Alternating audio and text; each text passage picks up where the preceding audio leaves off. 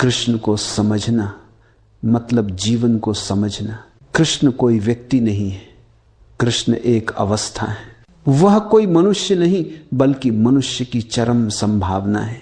तुमने देखा होगा लोग हमेशा किसी एक छोर पर टिक जाते हैं। कोई तपस्वी बनता है, वह कहता है मैं संसार से दूर जाऊंगा। कोई प्रेमी बनता है, वह कहता है मैं बस राधा में डूब जाऊंगा। कोई योद्धा बनता है, वह कहता है मैं युद्ध ही धर्म समझूंगा। पर कृष्ण सब कुछ है और सबसे परे भी। कृष्ण रणभूमि में भी है और बांसुरी की धुन में भी। कृष्ण रास में भी है और ध्यान में भी। वे हंसते हैं, नाचते हैं, शरारत करते हैं, छल करते हैं और फिर भी भीतर से निर्विकार हैं। वे कहते हैं मैं जो कुछ भी करता हूं उसमें मैं नहीं हूं। यह सबसे बड़ा रहस्य है। जो करता है वह अहंकार है, जो देखता है वह आत्मा है। कृष्ण करते हैं पर साक्षी रहते हैं। उनका हर कर्म एक नृत्य है, क्योंकि वह उसमें खोते नहीं, उसे साक्षी भाव से देखते हैं। देखो अर्जुन युद्ध के मैदान में खड़ा कांप रहा था, क्योंकि उसका मन बंटा हुआ था करूं या न करूं। यही मन की स्थिति है हमेशा द्वंद्व में। अर्जुन का प्रश्न हर इंसान का प्रश्न है, मैं क्या करूं? और कृष्ण का उत्तर भी हर इंसान का उत्तर है, कर्म कर पर साक्षी होकर। कर्म कर पर उसमें मत खो जा। कर्म कर पर फल की चिंता मत कर। कर्म कर पर अपने मैं को बीच में मत ला। बस कर। जैसे लहरें चलती हैं अपने आप, जैसे फूल खिलता है अपने समय पर, जैसे हवा बहती है बिना दिशा पूछे। कृष्ण कहते हैं जब तू साक्षी हो जाता है तब कर्म तुझे बांध नहीं सकता। कर्म तभी बंधन बनता है जब तू उसके साथ मैं जोड़ देता है। मैंने किया, मैंने पाया, मैंने खोया, ये सब अहंकार के खेल हैं। कृष्ण कहते हैं कर, लेकिन ये मत मान कि तू करता है। कर और फिर देख कि सब अपने आप हो रहा है। यही साक्षी भाव है। यह कोई साधना नहीं, ये एक जागृति है। जब तू भीतर से देखना शुरू करता है तो सब कुछ बदल जाता है।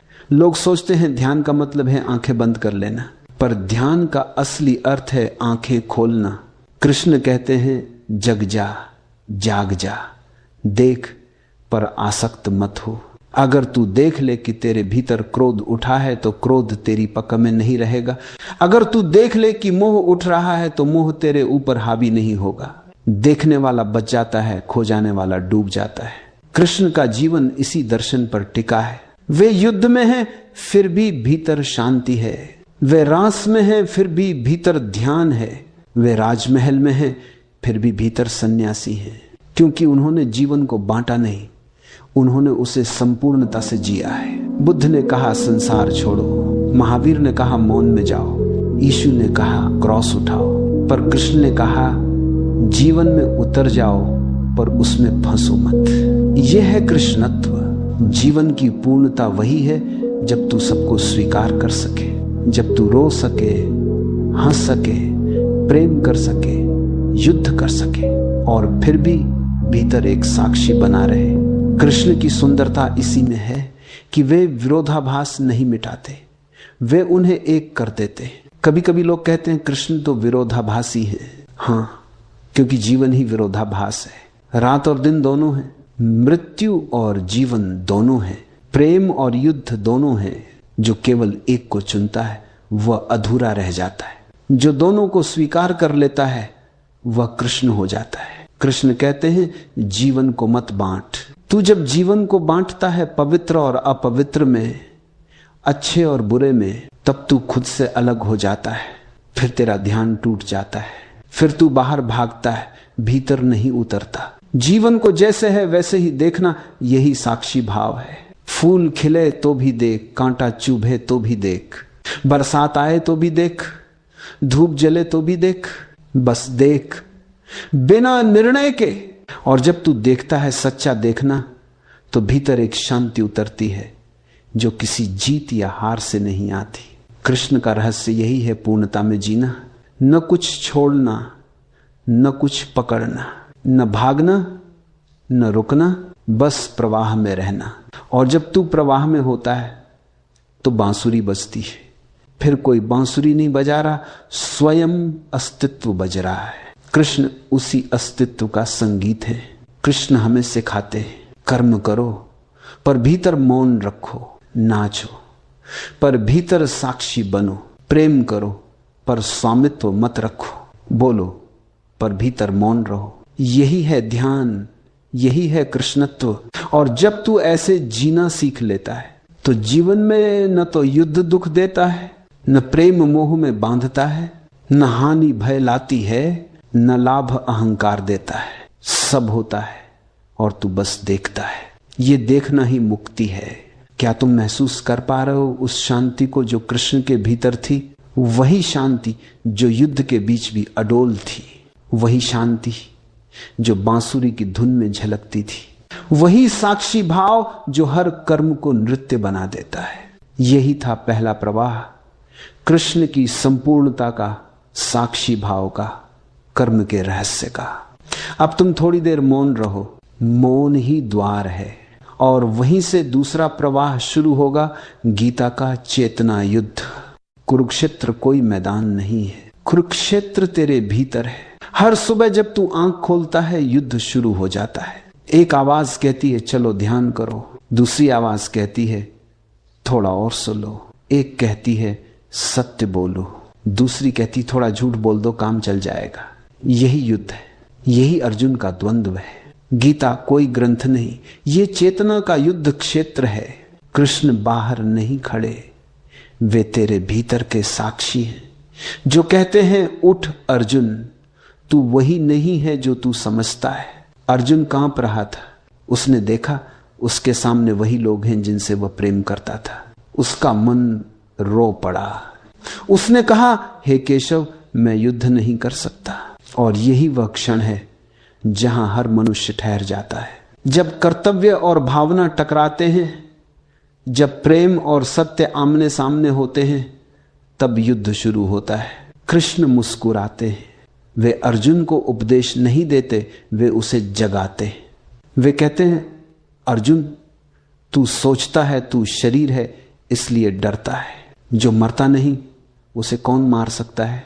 जो जन्म नहीं लेता उसे कौन रोक सकता है? गीता का मर्म है तू शरीर नहीं है, तू साक्षी है। जब तक तू खुद को शरीर समझेगा तू दुखी रहेगा।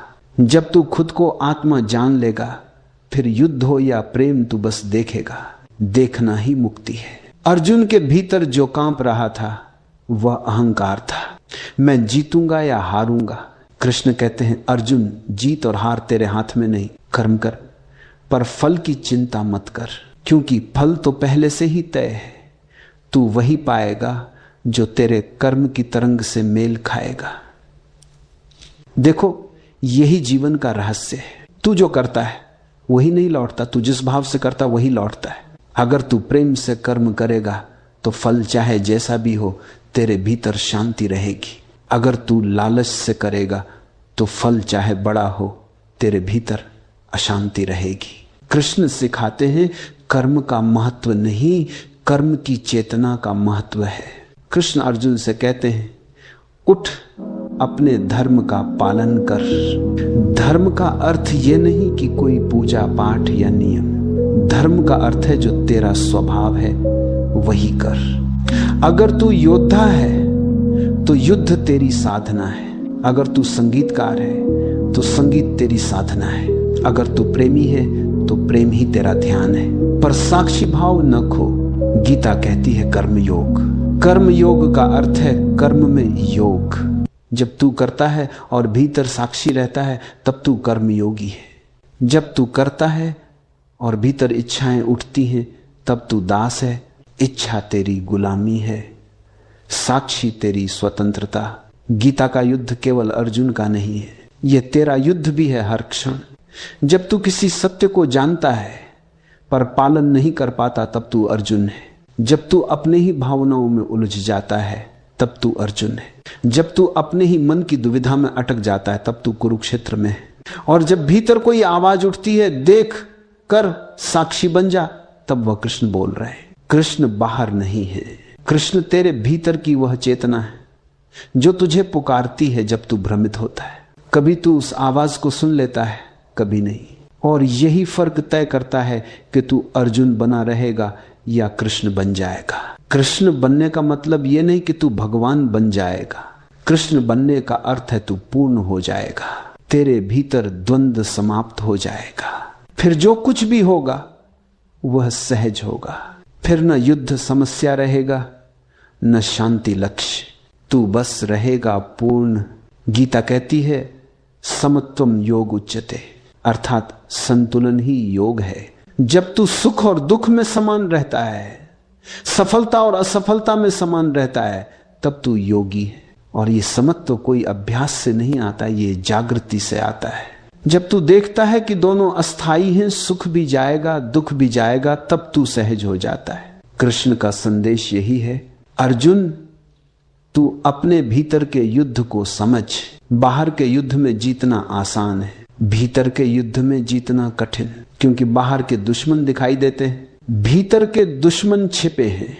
अहंकार, लोभ, मोह, भय, ईर्ष्या, इनसे जीतना गीता की साधना है। और जब तू इनसे ऊपर उठता है तब जीवन एक नृत्य बन जाता है। फिर युद्ध भी रास हो जाता है, रास भी ध्यान बन जाता है। तब हर क्षण दिव्य हो जाता है। कृष्ण कहते हैं हर क्षण पूर्ण है, बस उसे देख।